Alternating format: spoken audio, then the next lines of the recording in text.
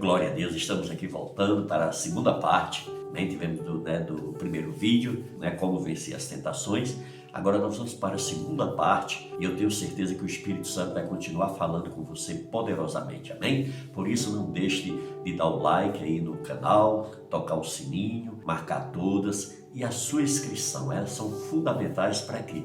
Para que a gente alcance mais pessoas que estão precisando muito desses ensinamentos que eu e você estamos tendo o privilégio de receber do Espírito Santo, amém? Vamos então à segunda parte, em nome de Jesus, continue firme aí. Olha, lembre-se que você está numa guerra espiritual, o inimigo não quer que você receba essas mensagens, o inimigo não quer que você entenda essas mensagens, ele não quer que você pratique isso na sua vida, porque senão você vai se tornar uma bomba dentro do inferno, e ele não quer que isso venha acontecer na sua vida. Por isso, não dê importância, porque o diabo é mentiroso, é o pai da mentira, nele não se achou a verdade, por isso não dê atenção nem moral para ele, amém? Vamos então continuar. Nós vimos aqui, começamos com o nosso texto bíblico que Jesus nos ensinou, lá em Mateus 26:41, que diz: vigiem e orem para que não caiam em tentação. O espírito está pronto, mas a carne é fraca. Então nosso Deus tem nos ensinado aí, Então nós primeiramente aprendemos o quê? Primeiro a vigiar, não é isso? E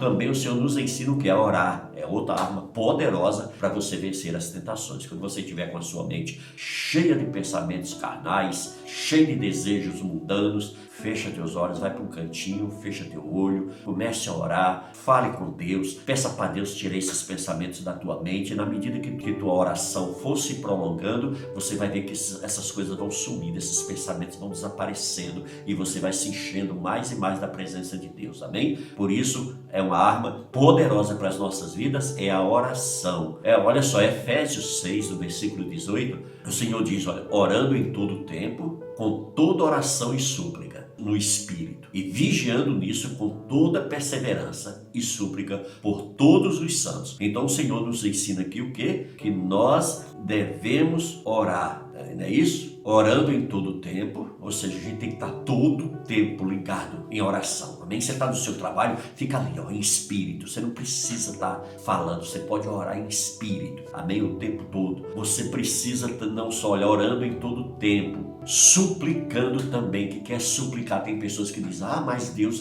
não é surdo para essa pessoa orar tão alto. Queridos, tem gente que quando está orando oração de guerra, ele faz barulho mesmo, entendeu? Ninguém vai ficar orando, lutando no mundo espiritual, quietinho, caladinho. Você vê o barulho que uma guerra faz? Você vê o barulho que é numa batalha? Então, amados, no mundo espiritual nós temos que lutar mesmo, vigiando e também, vigiando com perseverança. E aí outra vez o versículo chama a atenção sobre e súplica de todos os santos. Então todos os santos é o quê? Todos os cristãos, amém? Por isso que eu estou sempre convocando, estou sempre chamando, estou sempre pedindo ajuda aqui para os meus amados irmãos da intercessão, para que orem pelo canal, para que orem por mim, para que orem pela minha família. Por quê? Porque o inimigo quer a todo custo o quê? Tirar de circulação aqueles que estão dando prejuízo para ele, aqueles que estão levando as verdades de Deus. Mas como ele é um derrotado, que Jesus o derrotou na cruz do Calvário, basta nós seguirmos os ensinamentos da palavra de Deus,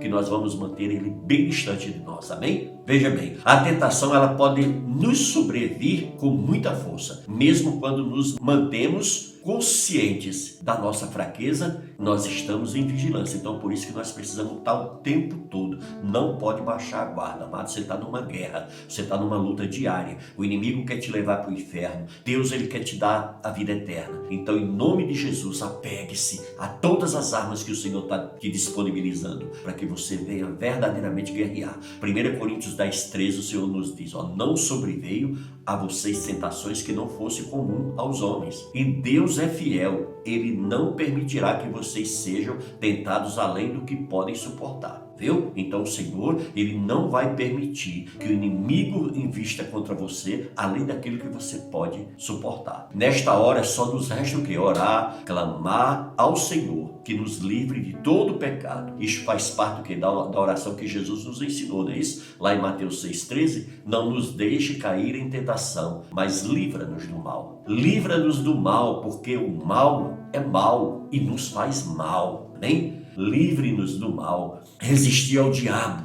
que ele vai fugir de mim, vai fugir de você, ele não vai suportar, porque nós vamos contra ele, no nome de Jesus, que sangue de Jesus o repreenda de todo mal, não é verdade? Resistir à tentação e ele vai fugir de nós, então nós devemos usar essas armas, amém? Em nome de Jesus, glória a Deus. Se nós quisermos vencer as tentações, nós devemos aceitar a realidade da nossa fraqueza humana, vigiar e orar. Amém, amados? 1 Timóteo 6, no versículo 12, do 12 ao 14, diz assim: combata o bom combate da fé, tome posse da vida eterna, para a qual você foi chamado e fez a boa confissão na presença de muitas testemunhas. Versículo 13 diz: diante de Deus, que é tudo da vida, e de Cristo Jesus, que diante de Pôncio Pilatos fez boa confissão, eu lhe recomendo. Versículo 14: guarde este mandamento imaculado e irrepreensível até a manifestação de nosso Senhor Jesus Cristo. Amém? Glórias a Deus. Então nós devemos estar o tempo todo vigiando, amados. Cuidado com os pensamentos de adultério, de fornicação, de prostituição, de pornografia. Isso tem derrubado muitos jovens. Isso tem levado muitos jovens a se afastarem de Deus. Isso tem levado muitos jovens a abandonarem a sua fé, entristecerem o Espírito Santo. Em nome de Jesus, amados, muito maior é o que está em você. Olha, se guarde. Deus, ele tem uma pessoa, ele tem um presente maravilhoso para te dar. Ele tem uma pessoa muito especial para você. Você não tem necessidade de sair por aí se apegando a tudo que encontra pela frente. A um rostinho bonitinho, a um corpo bonito. Amados, tudo isso aí vai chegar à idade e isso vai acabar. Mas a sua vida com Deus, ela permanece, ela prevalece. Amém? Você está me entendendo? Outra coisa também, filhos, vigiem também com a obediência a seus pais. Amém? Hoje a gente vê muitos jovens que não têm vivido o melhor de Deus porque são filhos rebeldes. Não respeitam seus pais, não respeitam seus líderes, não respeitam as suas autoridades. E aí criam esse espírito de rebeldia e acabam entristecendo o Espírito Santo. Por isso, em nome de Jesus Cristo, receba essa mensagem no seu coração, meu amado, no nome de Jesus. Olha, outros casos de áreas distintas. Casos como desses jovens, nós podemos expandir-se para diversas áreas da vida humana. Eu aqui me direcionei aos jovens porque o Senhor tem um chamado especial para os jovens. Diz lá em João: jovens, chamei vós porque vós sois fortes. Ou seja, mas o inimigo, ele quer abater todos aqueles que dão resultado para Deus. Ele quer tirar de circulação todos aqueles que estão sendo instrumentos nas mãos de Deus para salvar vidas e daqueles que Deus tem um chamado poderoso na vida dele. O inimigo está investindo. Por isso que ele não olha cor, raça, ele não olha idade, não vê classe social. Ele quer investir em todos que ele puder para não atrapalhar a sua investida. Pessoas que, por exemplo, não conseguem ter controle na sua vida, pessoas que mentem, pessoas mentirosas, Tem gente, amada, que gosta tanto de mentir que até ele acredita nas suas mentiras. Você já viu alguém assim? Por mais que as pessoas se esforcem aqui e acolá, elas estão sempre mentindo. Isso é o quê? Isso é um vício que precisa buscar libertação. Eu tive esse problema na minha vida, querido. Eu fui buscar libertação e graças a Deus eu fui liberto em nome de Jesus. Eu fui liberto pelo sangue de Jesus, amém? O ciclo tornou-se vicioso. Uma mentira vai levando a outra. Para outros a fraqueza é o ciúme. Para outros é a inveja. Para outros é o alcoolismo. Outros são drogas. Outros são cigarros. Outros têm problema de glutonaria, de bebedeira. Outros têm atração pelo oculto. É verdade? É certo que todos nós podemos ter fraquezas. Todos nós temos áreas nas nossas vidas que são sensíveis ao pecado. Assim, nós devemos ter cuidado e muito alerta para as tentações, para o pecado. Temos realmente áreas vulneráveis que precisa a gente estar levando constantemente a cruz de Cristo, todos os dias levando diante do Senhor, até sermos libertos daquela área. Amém, queridos? 1 de João 8 diz, se dissermos que não temos pecado nenhum, enganamo-nos a nós mesmos e a verdade não está em nós. Se dissermos que não somos tentados e que também não cometemos deslizes, estamos o quê? Enganando a nós mesmos. Viu? Por isso que a gente precisa... João 1,10 diz, se dissermos que não temos cometido pecado, fizemos mentiroso e a sua palavra não está em nós. Ou ainda somos tentados também ao pecado e nós podemos ceder a ele ou então ceder a Deus? Muitas vezes o pecado quer nos tirar a esperança da palavra de Deus na nossa fé, quer nos afastar de Deus, nos desanimar para que a gente, e muitas vezes o diabo bota até na nossa cabeça que as bênçãos, os milagres, os sinais, os prodígios de Deus são mentirosos. Amados, certamente Deus não é mentiroso e porque Ele nos conhece, Ele pode nos afirmar que ainda erramos em nossa caminhada cristã. Errar, então, é humano e também cristão, mas permanecermos no erro, isso é apenas o quê? É apenas humano e não pode ser mais cristão. Permanecer no erro pode ser consciência de alguém que ainda não conheceu a Cristo, ou então de alguém que está cativo, ou seja, aprisionado de um pecado. Todo aquele que já nasceu de Deus não tem mais prazer no pecado, amado. 1 de João 3,9 nos ensina isso. Aquele que é nascido de Deus não peca habitualmente, porque a semente de Deus permanece nele e ele não pode continuar no pecado, porque é nascido de Deus. Amém? 1 de João 5,18 também nos ensina. Sabemos que todo aquele que é nascido de Deus não vive pecando. Antes o guarda aquele que nasceu de Deus, e o maligno não lhe toca. Amém? Amados, nós fomos gerados pela palavra de Deus, e por isso nosso desejo é o que? Nos realizar em Deus. O contrário disto é estranho à mensagem do Evangelho. Contudo, quem permanece no pecado e não demonstra qualquer atitude de arrependimento ainda não teve seu encontro verdadeiro com Jesus. Precisa nascer de novo. Coríntios 5,17 diz: e assim, se alguém está em Cristo, nova criatura é. As coisas velhas se passaram e eis que tudo se faz novo. Entretanto, o meu objetivo é falar sobre aquelas áreas de nossas vidas onde ainda podemos estar em cativeiro. Quem está em um pecado e confessa a Deus, mas torna a praticá-lo, ele confessa novamente e torna a incorrer nele, e assim sucessivamente ele está realmente no cativeiro espiritual. Mas como nasce tal escravidão? Amados, a gente vê aqui que o pecado é um senhor cruel. Lá em João 8,34, diz o seguinte: replicou-lhe Jesus: em verdade vos digo que todo aquele que comete pecado é escravo do pecado. Se alguém, então, começa na prática de um pecado e o segue praticando, a tendência é o quê? É tornar-se escravo, não é verdade? Desse pecado. Sujeitar-se ao pecado é o quê? É colocá-lo como seu senhor. O pecado é um senhor cruel que exige plena submissão dos seus súditos. Quem faz do seu pecado seu senhor, acaba o quê? Acaba tendo que se sujeitar às suas ordens. Mas você já viu algum escravo feliz? Não. Alguém que disse: eu tenho prazer em minha escravidão? Eu acredito que não é verdade? Talvez haja alguns pervertidos que digam isto, embora no seu íntimo não sejam felizes. Ouvir isso de um cristão é impossível. Ele jamais tem prazer naquilo.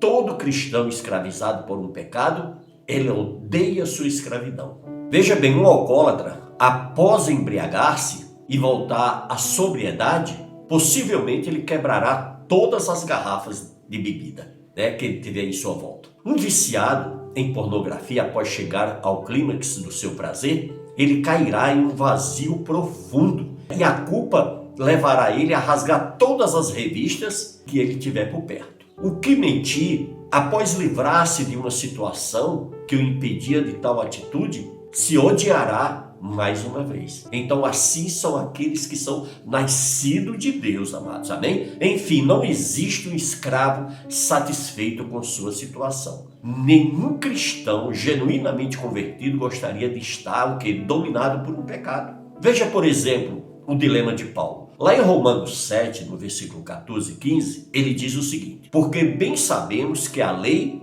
é espiritual, mas eu sou carnal, vendido sobre o pecado. Pois o que faço, não entendo, porque o que eu quero, isso não pratico. Mas o que eu aborreço, isso faço. O fato é que nós temos aqui um homem sincero na sua fé, está padecendo sérios conflitos com a sua carne. Vejamos o que ele diz aí.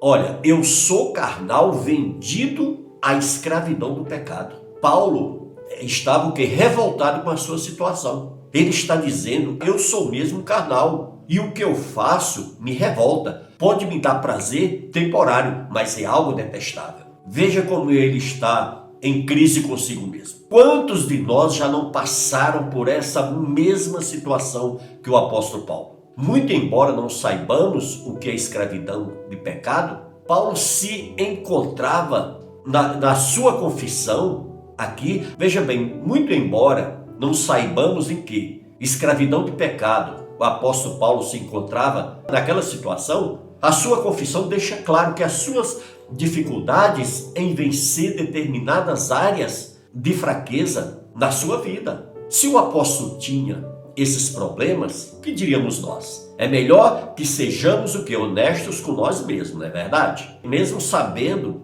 e reconhecendo as nossas fraquezas e possíveis áreas que estão escravas do pecado nas nossas vidas. Só assim Deus poderá nos tratar. Veja bem, nós temos que o quê? Que sondar onde tudo começou, certo? Temos que voltar e ver lá onde tudo teve a sua origem. Se hoje alguém se encontra escravizado a um pecado, isto com certeza não aconteceu da noite para o dia, certo? Nem mesmo por mero acaso. Toda escravidão, ela tem uma origem. É preciso que nós venhamos voltar no nosso passado, a fim de quê? De averiguar onde começou a ceder essas áreas de pecado na nossa vida. Veja o que foi dito aos cristãos, amém, na igreja de Éfeso. Apocalipse 2, no versículo 5, o apóstolo João relata: lembra-te, pois, onde caístes, e arrepende-te e pratica as primeiras obras, senão brevemente virei a ti e removerei do seu lugar o teu candeeiro, se não te arrependeres. Aqui nós somos o que? Orientados a fazer ao menos 4 coisas. Primeiro, é lembrar, ou seja, fazer uma retrospectiva da nossa história.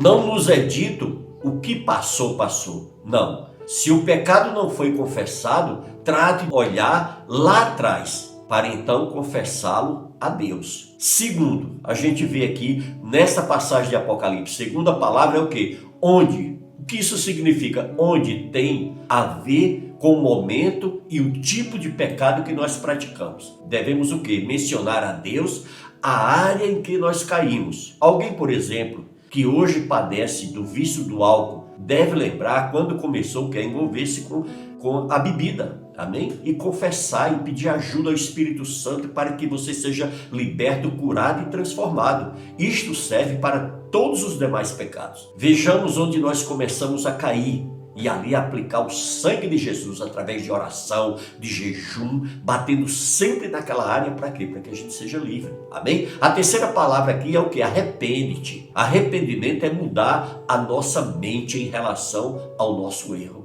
Veja bem, se antes nós pensávamos que não tinha nada a ver praticar este pecado, ou que Deus não iria se importar tanto com ele, paramos de pensar tais coisas e nos arrependemos. A quarta palavra que nós vemos aqui é o quê? Voltarmos à obra das primeiras obras. Eu acredito que este voltar a Deus é quase um resultado de quê?